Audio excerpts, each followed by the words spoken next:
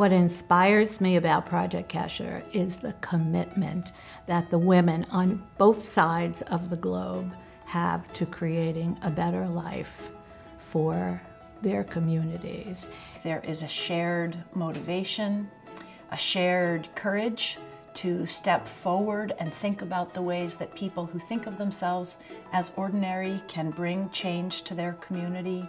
Project Kesher is continuously addressing every single issue that is relevant to women in today's society.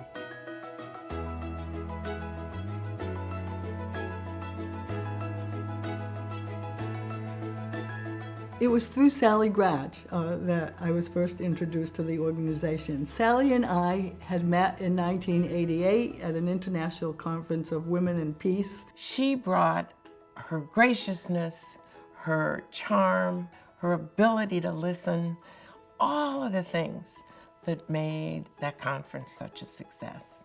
After that conference, Sally went on a Soviet-American peace walk, and I was going with my 80-year-old father back to the village in Iziaslav, Ukraine, where he had been born. When I realized in the early 90s that in order to really grow Project Kesher, there needed to be a groundswell of women coming together, Andrea came right to mind. She told me about the Kiev conference that was going to be happening in May 1994, and she asked if I would organize in Boston and help to recruit some people. And it was like she had given me the keys to my personal kingdom.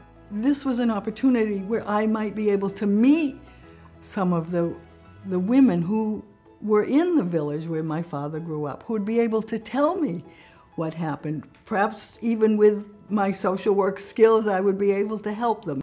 The highlight moment for me at that conference, when after saying a few remarks at the opening ceremony and mentioning Iziaslav, where my father had been born, a woman came running up to me and said, "I am from that village." Her name was Frida Gerber. "You must come back to that village with me." The morning that we got there, about 12 people came with beautiful flowers to escort me to the grave of my great-grandfather, where we all said Kaddish together. What's so amazing about what Andrea brought back from the Kiev conference, Andrea and her delegation were not, thankfully, willing to leave it there. And the idea came up of having the pre-Passover Global Women's Seder. For 9 years, this was planned together, and relationships began to develop far beyond the Seder. I really think my most proud accomplishment was bringing Project Kesher to Boston. I was rather unknown in Boston, and Project Kesher was just as unknown in Boston. And it is now, you know, recognizable to every major Jewish organization.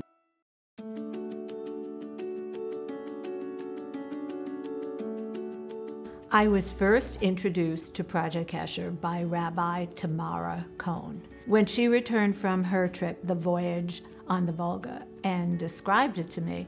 I was fascinated by Project Kesher's mission to deliver Torahs to communities without Torahs. In 2007, I traveled with Project Kesher, and we brought 6 Torahs with us.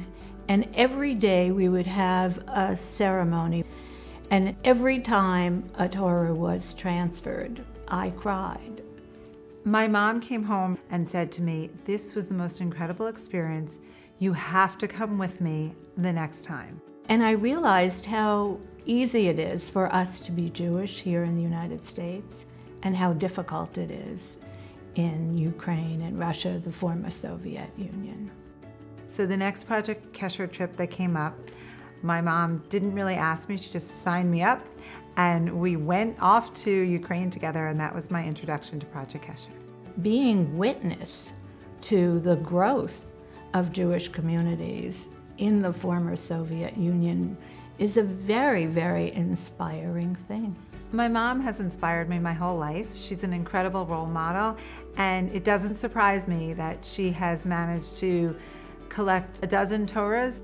After the summit on the Black Sea, I traveled to Chershov, Belarus on my own, where my grandparents came from, and a cousin who is an Auschwitz survivor who is still alive.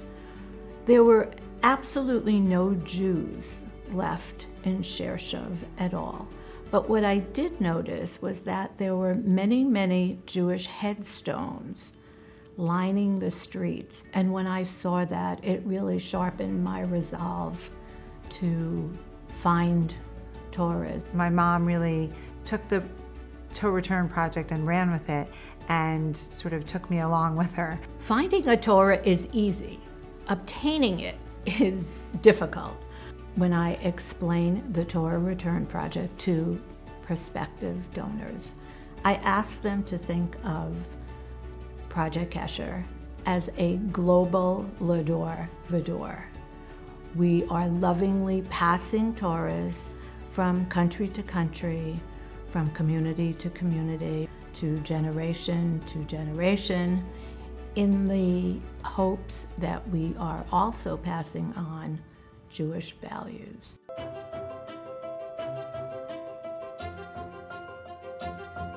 I was first introduced to Project Kesher when my friend Karen Gershon, who I knew from synagogue, called to say, I'm thinking about taking a new job. And she told me about the organization, and she was just full of excitement, and in time then began to invite me to tag along for trips, for local events, to do teaching. Eleanor is one of the most articulate and thoughtful Jewish leaders I have ever met. And I really looked forward to the day that I could travel with her for Project Kesher. I traveled with Project Kesher first to Belarus in, I think it was 1997, and we were at a guest retreat not very far from Chernobyl, and also not very far from the home of Marc Chagall. And those two historical anchors in our immediate vicinity, in the context of the gathering and teaching and learning we were doing, was really rich. Eleanor was one of the first rabbis the women had ever met who wasn't traditional. And so when things happened, like the weather went over 90 degrees one day and she came down in a pair of shorts, it really gave the women an opportunity to understand that Judaism was not only the Chabad rabbis that they had met in their countries. And we went outside and had a really amazing conversation where Eleanor talked about the role of a rabbi as a teacher. And as a result, the women started to understand that there was a place for them in Jewish life because they could see themselves in Eleanor. And the really exciting thing about participating on educational trips and meeting the Jewish women of the former Soviet Union is the privilege of being present as a thing reawakens in a different form. But just to be part of and to watch the thrill of the acquisition of Jewish knowledge, Jewish skills, is extraordinary. I was thrilled that Eleanor agreed to come and be the scholar in residence at the Global Day Trip, because although I've been a complete fan of her move into medicine, I didn't want the Jewish community to lose her. I think there are two beautiful themes of this Torah Return Project. I think of them as recycle and repatriate. In our tradition, the sacred scroll itself is such a heart to the organism and body of a Jewish community. And so to be part of a process by which a heart is restored to a body is, of course, by definition, a meaningful and extraordinary thing.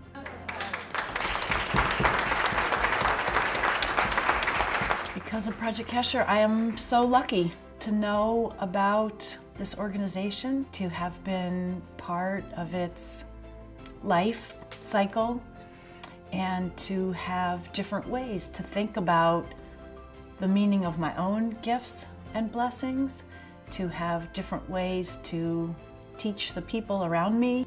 Because of Project Kesher, I feel a sense of fulfillment and feel like I've